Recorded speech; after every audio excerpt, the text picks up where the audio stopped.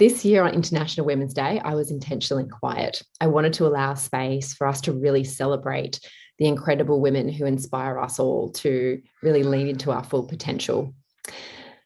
Because of the theme for this year's International Women's Day around break the bias, I really wanted to send a different message that speaks directly to our executive and senior leaders. And this is because you are the group of individuals who have the ability to create real, meaningful, sustained change around gender equality and more broadly, inclusion for other underrepresented groups. We know this from our experience at Inkling, but also the research. You are the group of people who have what we call at Inkling the currency that is made up of power, privilege, and influence to actually really create this change. We are lucky enough to partner with some of the most forward-leading organisations who, in this space, have acknowledged that, yes, there is a real need to continue to invest in women and other underrepresented groups to help and support them to navigate the barriers that they face around bias, both in the workplace and more broadly in life.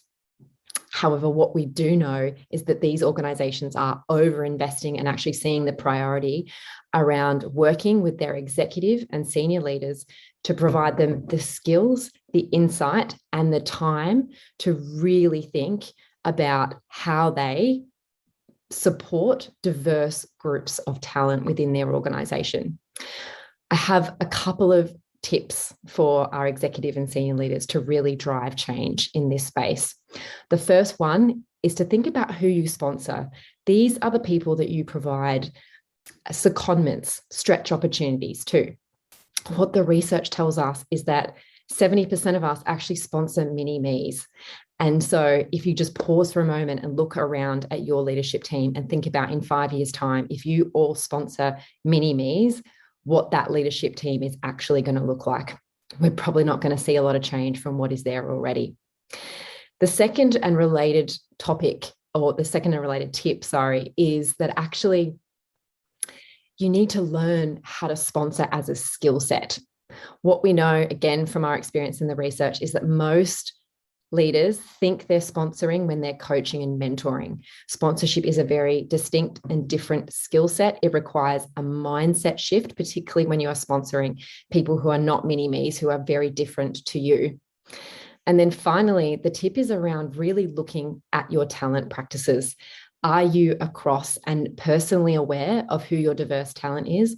And what do you do? What are the practices and ways in which you ensure that there is robust challenge around your talent practices and the bias that creeps into those practices?